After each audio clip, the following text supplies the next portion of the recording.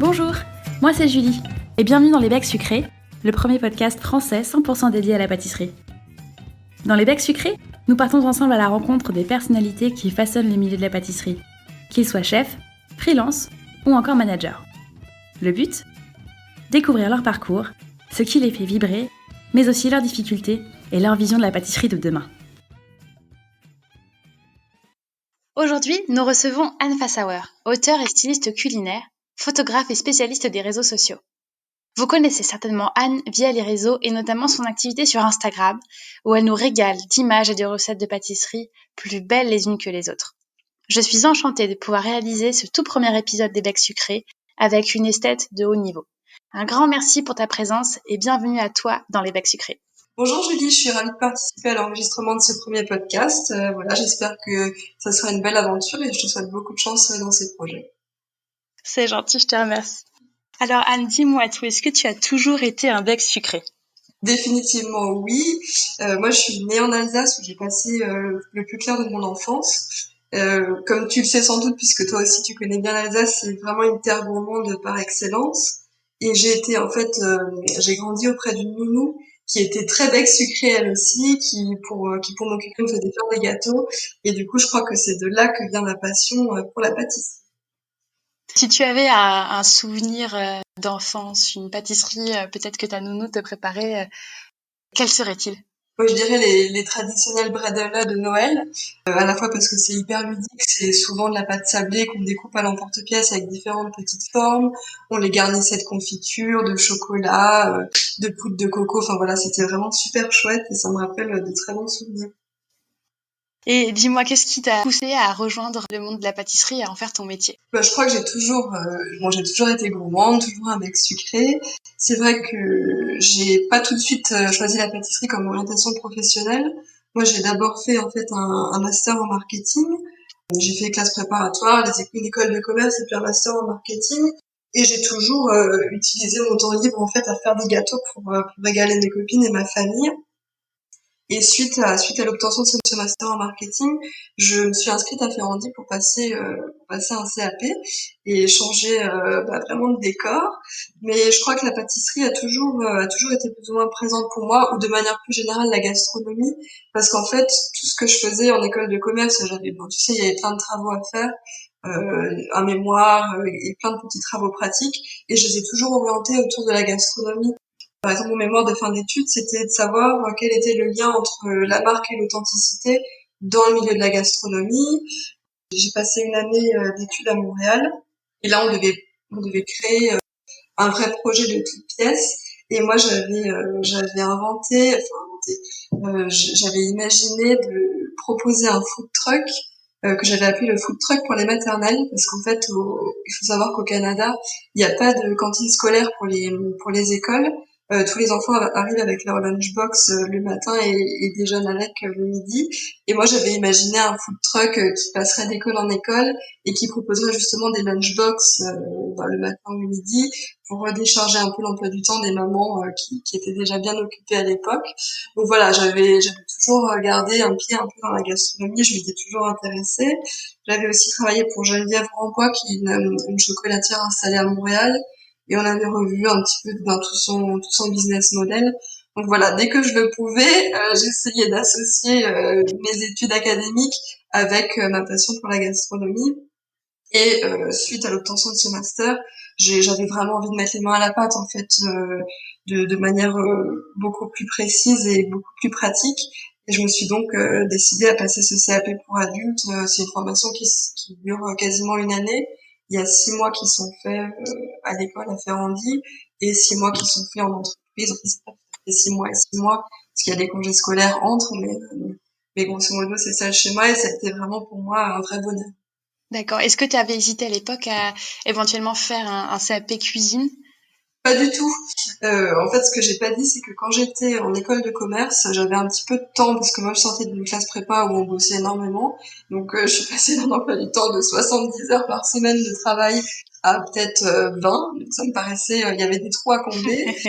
Et du coup, je travaillais dans un petit resto gastronomique en tant que commis, un peu à tout faire, à la fois en cuisine, en salle quand il y avait des besoins. Enfin, voilà, j'étais extra sur mes temps libres. Et j'avais commencé par être commis en cuisine et ça n'avait pas du tout plu. J'étais hyper contente d'être dans le milieu de la restauration, de la gastronomie, ça me plaisait, ça me sortait aussi un peu des bancs de l'école où j'apprenais des choses complètement différentes. Mais je faisais tout ce qui était hyper ingrat, mais qui fait partie de la cuisine aussi. Mais je levais des filets de Bien sûr. poisson le matin à 8 heures. Je m'occupais des abats. Enfin voilà, des choses qui me plaisaient pas du tout. Et, euh, et donc très rapidement, j'ai demandé si je pouvais plutôt faire les desserts. Et le chef de l'époque a été hyper compréhensif. Il m'a permis de le faire. Et c'est là que je me suis dit, ah oui, c'est la pâtisserie et c'est pas la cuisine, quoi. Parce que en fait, avant de m'y plonger vraiment, je savais que j'aimais la gastronomie, j'aimais faire à manger, comme ça, des pâtes, des plats de pâtes pour mes copines, mais voilà, j'avais pas côtoyé la cuisine à titre professionnel et je me suis tout de suite rendu compte que c'était pas du tout pour moi, que j'adorais déguster, mais pas du tout pratiquer. Et que la pâtisserie, par contre, D'accord. Et qu'est-ce qui rend la pâtisserie si spéciale à tes yeux? je crois que c'est un véritable art de vivre à la française, hein. Moi, j'ai fait pas mal d'escales gourmandes, justement, c'est le nom de mon blog. J'ai fait pas mal d'escales gourmandes à travers le monde et je me rends compte que bon, la pâtisserie française, elle est toujours adulée où qu'on aille, elle est toujours un petit peu copiée, mais pas du tout dans le sens, je dis pas ça dans le sens négatif, mais je crois que vraiment les gens vouent un véritable culte à la Bien pâtisserie sûr, oui. française. J'étais notamment au Japon, je m'étais donné 3 semaines pour faire le tour des pâtisseries à Tokyo et environ. Et là, enfin, j'ai été hyper agréablement surprise de voir à quel point la pâtisserie française était bien reproduite, je dirais même sublimée, quoi. Bah, il y a C'est ce vrai. côté-là qui me plaît, parce que ça traduit une élégance qu'on a en France quand même, et on est un peu chauvin, donc on aime bien voir que ça se transpose dans les autres pays. Ce que j'aime aussi, c'est que la pâtisserie, évidemment, elle fédère les gens autour de moments heureux. Pour moi, c'est toujours, enfin, le souvenir d'un gâteau, il accompagne toujours un anniversaire, un mariage, un événement, une communion, un goûter entre copines, un dimanche après-midi avec les parents. Enfin voilà. Donc pour moi, ça signifie la pâtisserie est toujours synonyme de bonheur, de partage et de moments heureux. Et il y a aussi quelque chose qui me plaît beaucoup dans la pâtisserie, c'est que je trouve qu'on est à la fois dans ce carrefour entre la modernité et la tradition, euh, Mhm. entre le rustique et le technique en fait, si tu veux. Il y a à la fois enfin moi je suis passionnée de pâtisserie, donc je me nourris de ça au quotidien. Dès qu'il y a des concours, j'essaie d'y aller pour voir ce qui se passe et quelles sont les innovations justement qui peuvent être faites d'un point de vue technique. Le travail du sucre, le travail du chocolat, c'est une chose qui me passionne et ça fait aussi partie de la pâtisserie. Et je trouve que rien de mieux une bonne tarte aux pommes de grand-mère, quoi. Donc voilà, c'est ce lien qu'il y a entre Il y a entre des plaisirs simples. les plaisirs simples et puis à la fois le côté hyper technique et quasiment d'une autre galaxie, quoi. Donc voilà, de se dire que c'est un univers qui regroupe tous ces différents aspects, c'est quelque chose qui me plaît beaucoup. En sortant de chez Ferrandi, tu as rapidement fait le choix de t'orienter vers une pâtisserie haut de gamme, donc avec beaucoup de techniques, en travaillant notamment pour des chefs pâtissiers meilleurs ouvriers de France. Qu'est-ce qui t'a fait choisir cette forme de pâtisserie en sortant de l'école? Alors j'ai pas tout de suite choisi cette forme de pâtisserie en sortant de l'école en fait. En sortant, quand j'étais encore à Ferrandi, on avait ces fameux 6 mois de stage en entreprise à faire. Et bon, j'ai plein de copines qui se sont dit ouais c'est génial, j'ai des conventions de stage, on avait le droit à 2 conventions de stage à l'époque. Donc c'est comme un sésame si tu veux pour rentrer dans les maisons qui nous font rêver et dans lesquelles on n'accepte pas forcément d'en sortir. Donc j'ai plein de copines qui ont fait ces choix-là, qui sont allées se former auprès de Pierre Hermé, de Christophe Michalak, de Pierre Gagnère. Moi, c'était des choses qui me faisaient Mhm. rêver, effectivement, mais je m'en sentais pas encore avoir l'étoffe. Je me disais, attends, tu fais de la pâtisserie depuis 6 mois, t'as pas encore de diplôme. J'avais envie de pratiquer vraiment. Et donc, je me suis orientée vraiment vers une pâtisserie plus simple, J'ai fait mon stage chez Gontran Charrier, qui est assez connu pour ce qu'il fait en matière de boulangerie, un peu moins en matière de pâtisserie. Il a une belle gamme, en tout cas à l'époque, il avait une très belle gamme de pâtisseries boulangères, donc des tartes, des éclairs, des Paris-Brest, des choses assez simples, mais qui finalement sont au référentiel du CAP.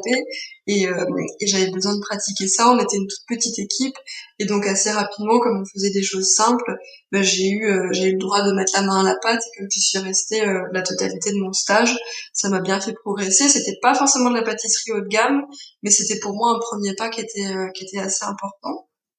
J'ai passé mon CAP et très rapidement, après l'obtention de mon CAP, j'ai eu l'opportunité de travailler pour Yann Brice, qui est donc meilleur ouvrier de France, sur le projet de la Jeune Rue, qui était à l'époque un projet assez ambitieux, rue du Verbois dans le Marais, qui était de faire une rue assez vertueuse où les commerces, euh, les commerces se fourniraient entre eux, le fromager fournirait la crème au pâtissier, le pâtissier ferait la confiture pour accompagner les fromages, le boulanger, enfin voilà, donc c'était un super beau projet qui malheureusement n'a pas vu le jour parce qu'il était, je pense, trop ambitieux.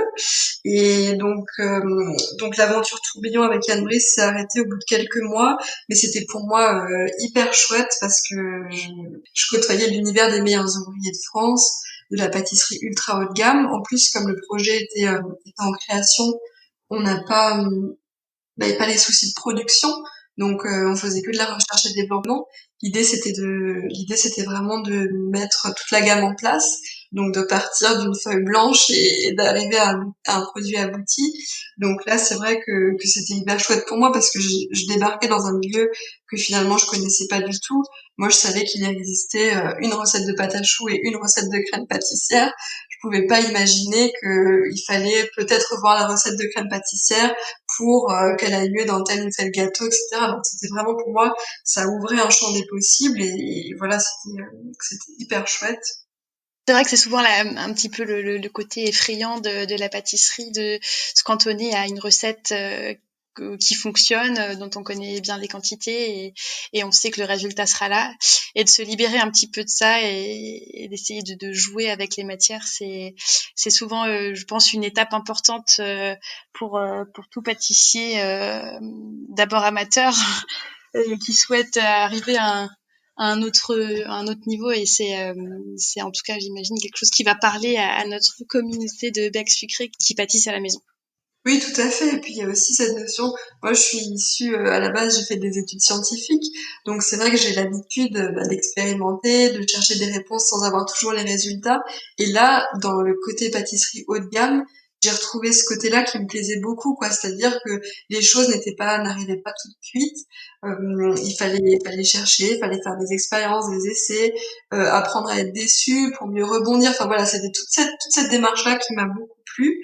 Et un dernier point sur la pâtisserie haut de gamme. Moi, je suis arrivée donc j'étais alsacienne. J'ai fait une partie de mes études à Paris, une partie de mes études au Canada. Et là, j'étais donc à Paris euh, pour la première fois avec du temps consacré à la pâtisserie et je découvrais un champ des possibles assez vaste avec c'était la mode, c'était vraiment la mode des tea time à l'époque, pâtisserie de palace, pâtisserie haut de gamme.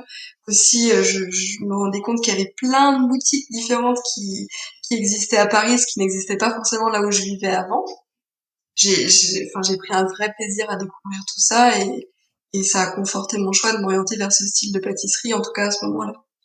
Est-ce que tu peux nous parler un petit peu plus de ton expérience en palace? Oui, c'est une expérience que j'ai pas aimée du tout. En fait, j'y suis restée quelques mois seulement. J'ai travaillé au Mandarin Oriental. C'est alors, en fait, bon, je pense que la pâtisserie de Palace fait rêver beaucoup de monde, beaucoup de pâtissiers et de pâtissiers amateurs aussi, parce que effectivement, c'est un endroit où les budgets sont quasiment illimités. On n'a pas trop de contraintes de production, très peu de contraintes de conservation ou de transport, ce qui est le cas quand même pour les pâtissiers de boutique.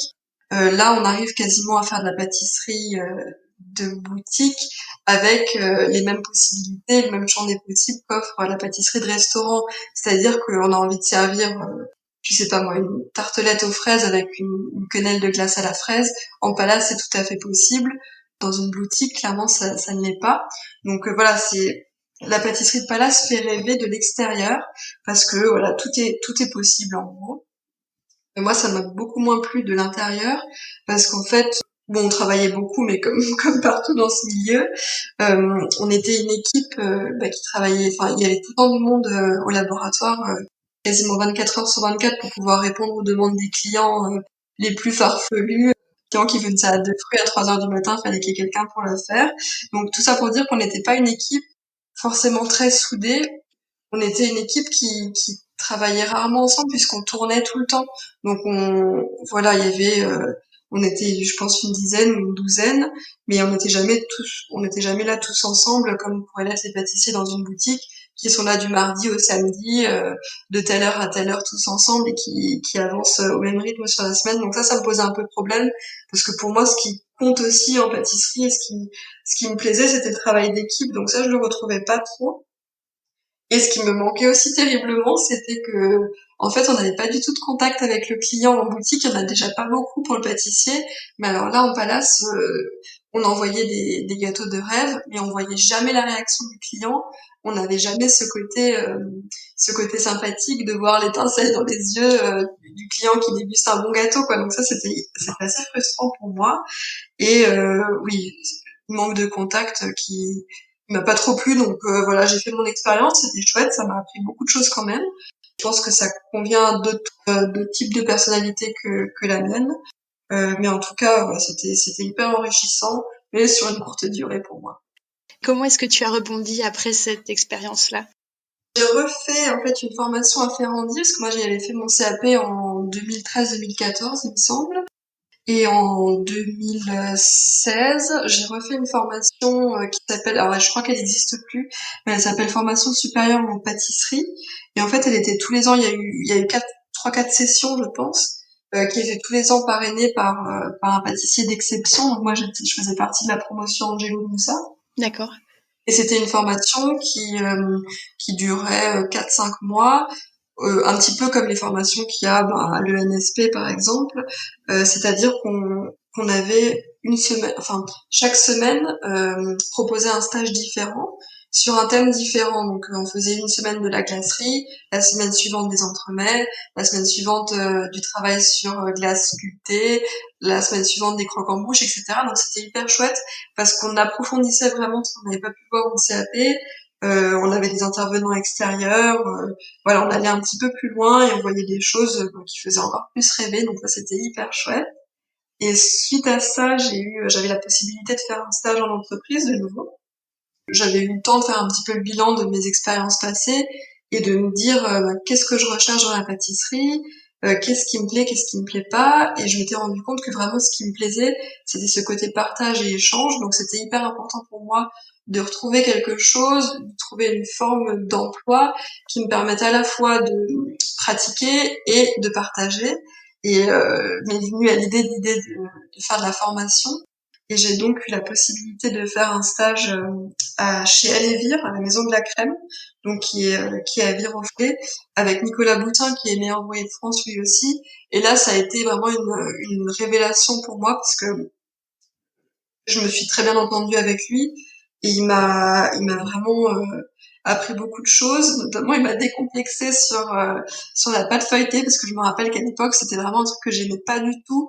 J'angoissais à chaque fois que je devais faire un et lui, pour le coup, il m'a vraiment appris à travailler la pâte feuilletée et la viennoiserie, et c'est devenu en fait ma spécialité préférée du coup.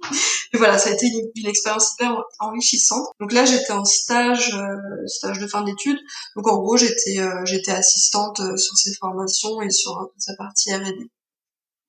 Super. Et du coup, après, tu t'es dit que la formation, c'était la voie que tu voulais continuer à suivre?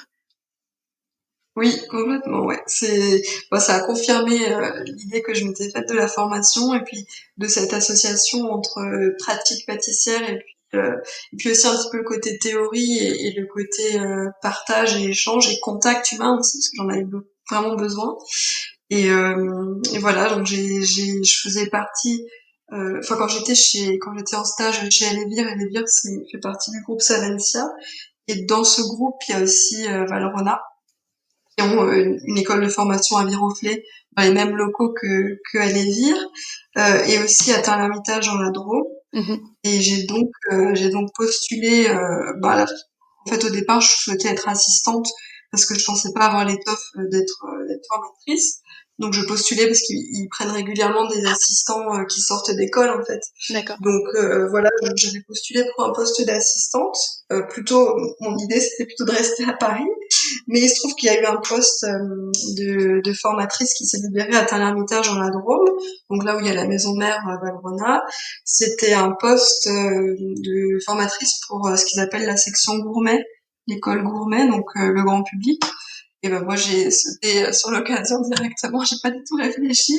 J'ai pris ma valise, je suis allée passer l'entretien à Tain-l'Hermitage, j'ai visité des apparts en même temps. Et voilà, ça s'est fait très rapidement et j'ai quitté Paris assez vite sans trop me poser de questions. Et j'ai eu cette expérience de formatrice pendant un peu plus de 2 ans. Qu'est-ce que ça fait d'être de l'autre côté du plan de travail pour la première fois? Je dirais que c'est hyper épanouissant, en tout cas ça l'a été pour moi, d'être en contact du coup quotidien avec l'autre. Moi du coup je travaillais avec le grand public, donc avec des pâtissiers amateurs qui étaient vraiment amateurs, vraiment passionnés, qui venaient ici, donc qui adoraient la marque Valrhona, mais qui avaient vraiment envie d'apprendre de nouvelles choses, qui avaient aussi un très bon niveau. On faisait des cours de niveau quasiment professionnel sur des durées qui étaient équivalentes au stage pro. Donc parfois on avait des stages qui duraient 2-3 jours avec les mêmes stagiaires. Enfin, c'était vraiment génial. Voilà, ce côté formation m'a beaucoup plu. Après, c'est vrai que c'est un gros challenge parce que en tant que formateur, tu dois te tenir informé sans cesse, tu dois toujours te tenir à jour, tu dois te recycler, enfin voilà, il faut faire des essais en continu, il faut toujours essayer d'améliorer ses stages. La pédagogie, c'est pas forcément facile, c'est pas forcément inné tout de suite. Donc moi, ça a été parce que j'étais rapidement à l'aise avec les gens, mais c'est vrai qu'il faut quand même apprendre à dire les choses, à vulgariser un petit peu la pâtisserie aussi, parce que quand on quand on a travaillé avec des meilleurs ouvriers de France, on a un langage qui est peut-être pas forcément accessible au grand public. Mais voilà, c'était hyper chouette. Super. Et alors, explique-moi comment est-ce que tu es passée de ton poste de formatrice à ton aventure actuelle en communication et en marketing que tu effectues, notamment via ton blog Escale Gourmande. Oui, alors en fait j'avais après 2 ans, un peu plus de 2 ans, j'ai fait quasiment 2 ans et demi. J'avais envie de renouer avec l'ensemble de mes compétences parce que voilà, je me suis dit j'ai quand même fait des études assez difficiles en marketing, c'était quelque chose qui me plaisait, alors qui m'a pas plu tout de suite. Je pense que je manquais un peu de maturité et puis j'avais en tête que la pâtisserie. Donc voilà, le focus était sur la pâtisserie, la pratique. Après là, ça fait quand même 10 ans que je suis diplômée, donc j'ai eu le temps de mûrir la chose, j'ai eu le temps d'y réfléchir, j'ai eu le temps de pratiquer aussi et de me rendre compte que oui, j'avais envie de renouer un petit peu avec l'ensemble de mes compétences. Et il est vrai que depuis plusieurs années, j'aime aussi faire de la photo. Donc j'avais envie d'allier ça aussi à la pâtisserie. Et je me dis que en un sens, ça me permet de pousser encore un petit peu plus loin le côté créatif, entre imaginer une recette, faire des essais qui permettent de la réaliser et puis d'avoir un produit abouti, et ensuite de le mettre en scène et de le photographier. Donc c'était avant tout ce besoin-là. Et puis un besoin d'indépendance aussi. Je crois que voilà, j'ai fait des études quand même d'entrepreneur et de gestion, donc j'ai un peu cette fibre-là. Et tôt ou tard, ça me pendait au nez de me mettre à mon compte. Alors au début, je savais pas vraiment si ça serait ouvrir une boutique. Le projet a évolué évidemment depuis que j'ai mon CAP. À la base, j'imaginais ouvrir un salon de thé à Montréal. Depuis, ça a bien changé. Après, je me suis dit que j'ouvrirais une pâtisserie haut de gamme, et puis je me suis rendu compte de toutes les contraintes inhérentes à ce projet-là, notamment en termes de rentabilité, forcément pour moi.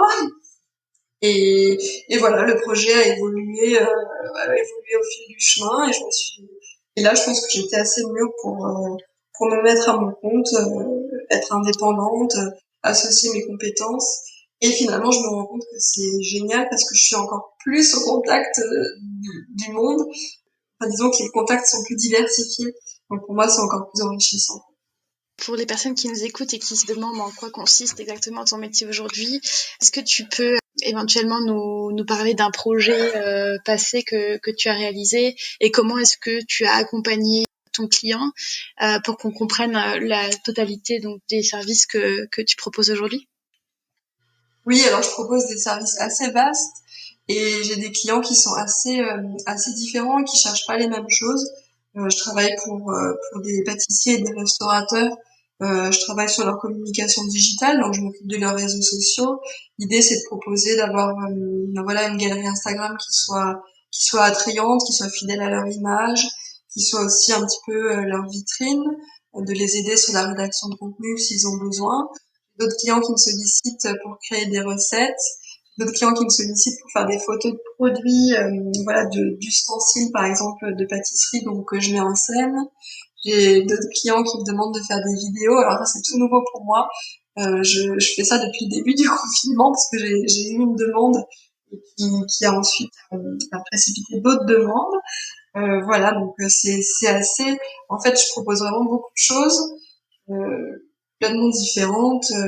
L'idée, c'est d'accompagner les acteurs de la gastronomie dans leur communication, soit par la création de supports visuels, soit rédactionnels, soit un peu plus dans l'organisation. Enfin, voilà, l'idée, c'est d'associer mes compétences théoriques et pratiques, puisque je connais bien leur métier, et je pense que c'est une force, parce que je sais quelles sont les contraintes du métier, je sais ce qu'il faut montrer, ce qu'il faut pas montrer, donc voilà, j'essaie d'être assez efficace dans ce sens. Pour toi, quel est le pouvoir des réseaux sociaux aujourd'hui pour les pâtissiers? Est-ce que c'est devenu indispensable pour déployer son activité? Je dirais que oui. Alors bon, moi j'ai toujours en tête que les clients achètent le gâteau parce qu'il est beau et reviennent parce qu'il est bon. Donc évidemment, il faut pas se concentrer que sur l'image et que sur le look et que sur le design et que sur la com.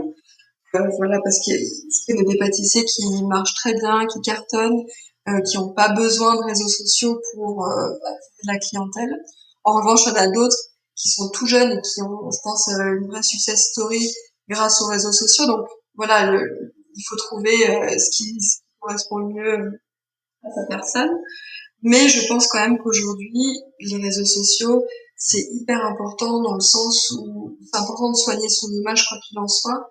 Je pense que c'est devenu vraiment une habitude chez nous, en tout cas dans notre génération, mais même dans la génération avant nous, d'aller regarder. Moi, je sais que avant d'aller dans un resto, je vais regarder son compte Instagram pour me mettre l'eau à la bouche. Je vais me dire, ah tiens, ce plat me donne envie. Je vais peut-être choisir ça quand j'y serai. Donc voilà, quand un compte Insta ou un compte Facebook est pas vraiment soigné, on se dit ah bof, ça n'empêche pas qu'on va passer un super moment au resto, qu'on va se régaler ou au salon de thé, hein, mais je trouve que c'est un petit peu dommage.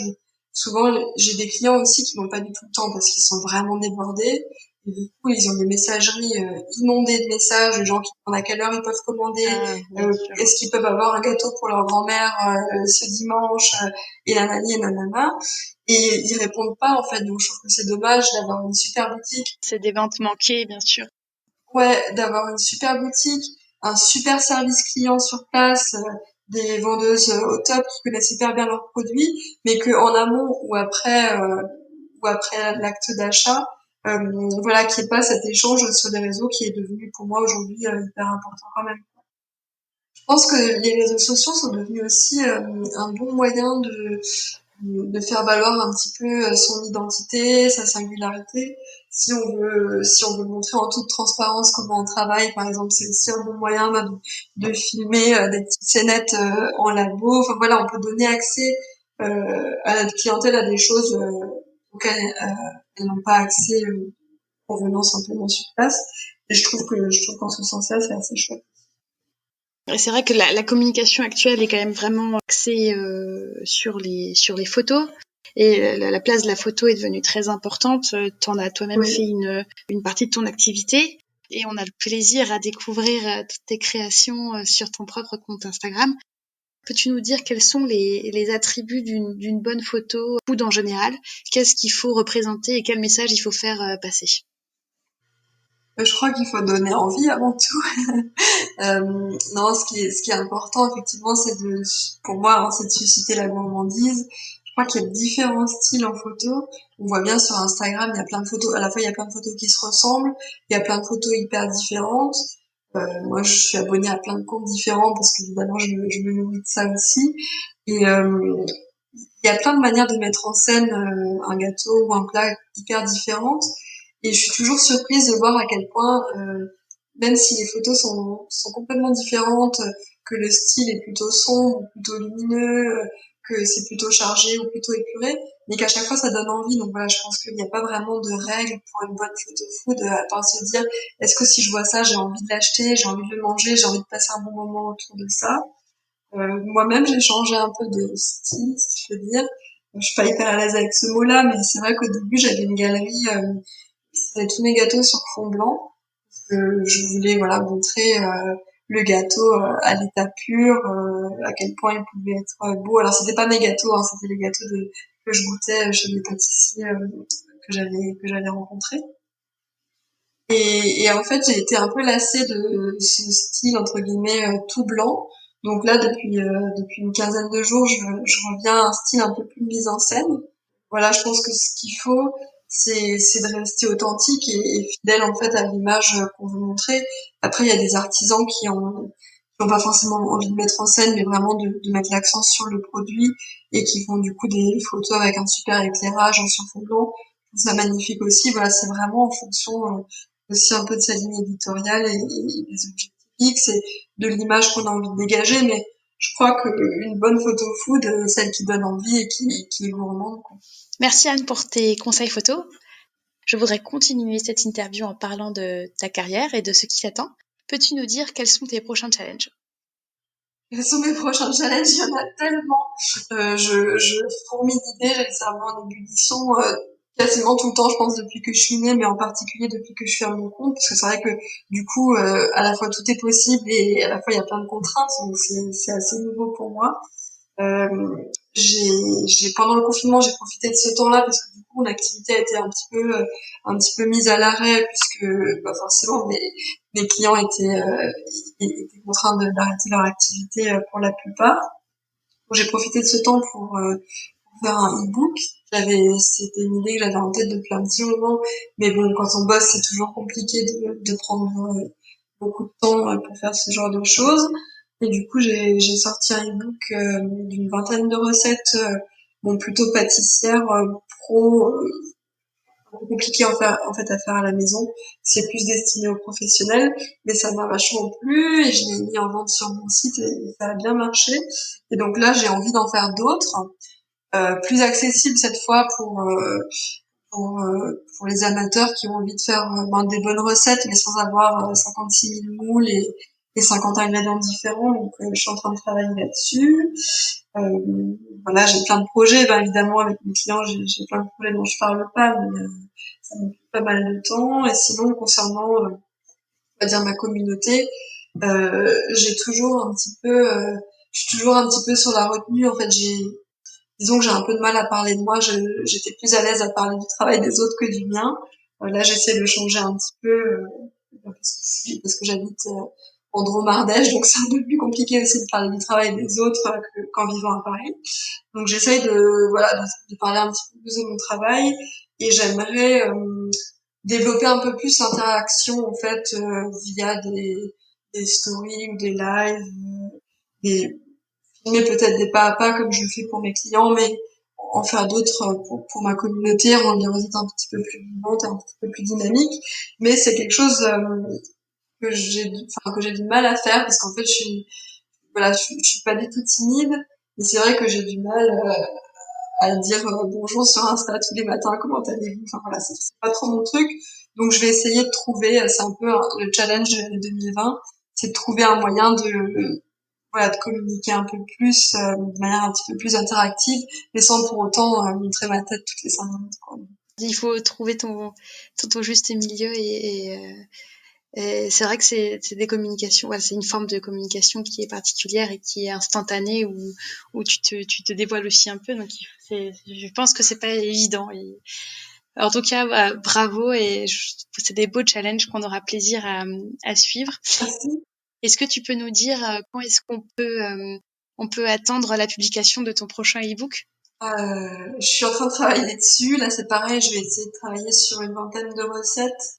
Je sais pas dire encore pour l'instant, il y en a 3 qui sont prêtes, je crois. Donc voilà, ça dépend un peu aussi de mes autres contraintes. J'espère pour cet été ou pour la rentrée, j'espère. Eh bien, c'est noté. On se donne rendez-vous du coup cet été pour découvrir ton deuxième e-book qui sera à acheter sur ton blog escale-gourmande.com. Je voudrais maintenant parler avec toi de l'évolution du marché de la pâtisserie. Oui. Ça fait 10 ans que tu es dans le métier. Peux-tu nous dire quelles sont les évolutions que tu as remarquées? Ben moi, j'ai eu la chance déjà d'arriver dans une pâtisserie qui avait déjà emprunté le chemin de l'évolution. Je pense que un de ceux qui a dynamisé, qui a rafraîchi la pâtisserie, pour moi, c'est Christophe Michalak sur ses années Plaza. Je crois il a vraiment amené ce côté créatif, voilà, il a apporté une nouvelle dimension pour moi à la pâtisserie. Donc, moi, je suis arrivée, à ce moment-là, en fait, où la pâtisserie empruntait déjà un autre chemin que la pâtisserie ultra traditionnelle et ultra sucrée, ultra grasse qu'on pouvait connaître dans notre enfance, nos parents ont connu. Voilà, et ce côté aussi d'alléger, de désucrer.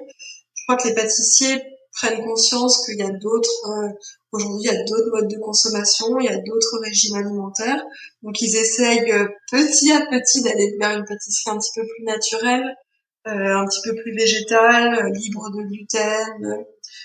Voilà, je pense qu'ils prennent conscience que c'est important. Après, ça chamboule tous les codes et ça chamboule toutes les recettes qu'on connaît et ça chamboule même les canaux d'approvisionnement. Donc, je pense que c'est assez difficile à mettre en place. Il faut leur laisser le temps. Il faut leur laisser le temps de le faire. Mais je suis convaincue qu'on est sur la bonne voie. Et ce qui est chouette aussi, c'est que je trouve qu'il y a une vraie réduction de l'utilisation des colorants, par exemple, des choses qui sont pas nécessairement indispensables à la pâtisserie, de mettre, je sais pas, une feuille d'or ou une cuillère à soupe de colorant rouge pour un petit gâteau, c'est pas forcément nécessaire. Et il y en a pas mal qui empruntent cette voie-là, notamment Yann Couvreur qui le met pas mal en avant. Donc je trouve que c'est chouette de se dire que voilà, on peut manger des desserts ici de saison, colorés naturellement, avec des fruits rouges. Se dire non, là c'est l'automne, donc la couleur c'est la couleur de la poire, c'est la couleur du chocolat, de la noisette. Donc, voilà, je pense que la pâtisserie a emprunté un bon chemin et voilà, c'est en cours de modification, mais moi je suis hyper confiante à ce niveau-là. Je pense que voilà, ça va, que la pâtisserie a pris le bon chemin. D'accord. Est-ce que on va dire, ces tendances qui se dessinent pour le futur, que ce soit la tendance végane, sans gluten, sans lactose, est-ce que c'est des choses que tu intègres toi aussi dans tes recettes? Pas forcément. Alors j'essaye de suivre les saisons, ça c'est clair. J'ai pas envie de manger des framboises en plein hiver. Donc j'essaye déjà de suivre les saisons. J'essaye d'avoir une consommation vraiment responsable. Alors je suis pas forcément bio à 100%, mais en tout cas j'essaye de m'approvisionner dans des circuits courts, de connaître les producteurs avec lesquels je travaille. Pour moi c'est assez important. Puis j'essaye aussi d'être engagée vis-à-vis de l'environnement comme je peux, de pas gaspiller, de faire parce que c'est vrai que quand on fait des essais, c'est toujours un peu compliqué d'anticiper les quantités qu'on produit. Souvent il y a des choses qui fonctionnent pas, donc voilà, j'essaye de limiter les déchets au maximum. Je pense d'ailleurs que les pâtissiers vont dans cette voie aussi parce que je vois de plus en plus de pâtissiers qui sont engagés vers la réduction des emballages, le tri de leurs déchets, qui s'orientent plutôt vers une vente en vrac que vers une vente de produits toujours hyper emballés, mettent en avant les producteurs avec lesquels ils travaillent. Ils essaient de s'approvisionner dans des circuits courts. Alors, tous ne le font pas parce qu'évidemment, ça a un coût. Il faut faire du sourcing aussi, donc ça prend du temps. Mais il y en a certains qui montrent la voie et j'espère que les autres suivront rapidement. Et nous aussi, on l'espère. En tout cas, on aura plaisir à suivre cette évolution avec l'ensemble des acteurs de la pâtisserie, à les partager avec vous sur le podcast. Je voudrais terminer cette interview en revenant un petit peu sur ton péché mignon à toi. Peux-tu me dire quel est ton dessert préféré? Et ben là, je dirais que on est au mois de juin, donc la tartelette aux framboises, c'est vraiment, franchement, c'est un dessert hyper simple, mais qui me parle beaucoup parce que à la fois il y a le côté croustillant de la pâte sucrée, le côté hyper onctueux d'une bonne crème pâtissière, et puis des petites framboises fraîches gorgées de soleil qu'on a envie de grignoter avant même de les avoir posées sur la tarte. Pour moi, c'est un vrai bonheur. D'accord. Est-ce que tu as fait des essais de tartelettes aux framboises qu'on pourrait retrouver sur ton blog Escale Gourmande? Oui, il y a une recette qui est en ligne avec un petit confit de framboise en plus. Ça, c'est pour la touche un peu pâtisserie haut de gamme. Mais si on veut s'en passer, on peut tout à fait s'en passer et c'est un chouette dessert quand même. D'accord, merci. Aujourd'hui, tu souhaitais partager avec nous une recette de carrot cake. Oui. Est-ce que tu peux nous parler un petit peu de cette recette? Comment est-ce que tu l'as développée et pourquoi est-ce qu'elle est particulière? Oui, alors c'est un gâteau que j'adore, comme beaucoup de gâteaux en fait. Mais bon, en ce moment, j'aime beaucoup les gâteaux de voyage parce que je trouve que c'est simple à manger, ça se conserve bien, quand il fait chaud, on se pose pas la question. Enfin voilà, il y a pas mal de critères qui me plaisent bien pour leur côté pratique.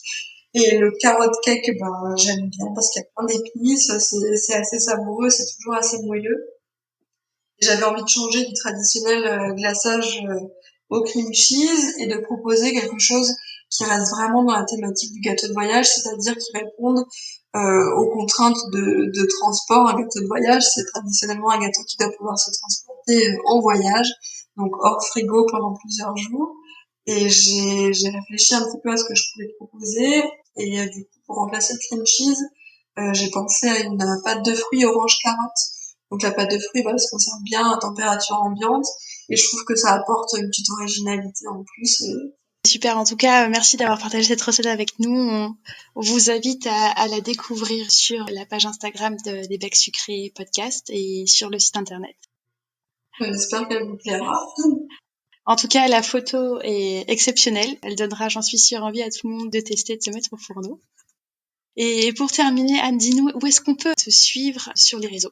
Alors sur Instagram, mon compte c'est Anne Fassoer. Alors beaucoup de monde vont avoir du mal à le prononcer ou même à l'écrire. C'est Anne A2NE _ Fassoer FASHAER. Sur Facebook, c'est Escale Gourmande. Alors je partage plus grand chose sur Facebook. Vraiment, j'essaye de le tenir un petit peu à jour, mais bon, beaucoup moins qu'Instagram. Et mon blog, escale-gourmande.com. Super. Je te remercie d'avoir consacré ton temps pour le premier épisode des Becs Sucrés. Merci de partager avec nous ta passion et tes projets et ton parcours qui sont très inspirants et qui, j'espère, trouveront écho dans notre communauté des Becs Sucrés. On a hâte de découvrir tes prochains projets. Merci en tout cas de ta présence et je te dis à très vite. Merci, à très vite.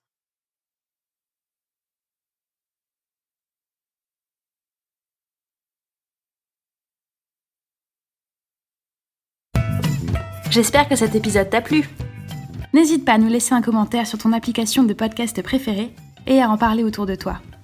Tu peux aussi nous suivre sur les réseaux sociaux et partager l'actualité de nos comptes Instagram ou Facebook @lesbecssucrés-podcast. Et si tu veux nous écrire, tu peux nous contacter à l'adresse suivante contact@lesbecssucrés.com. À très vite!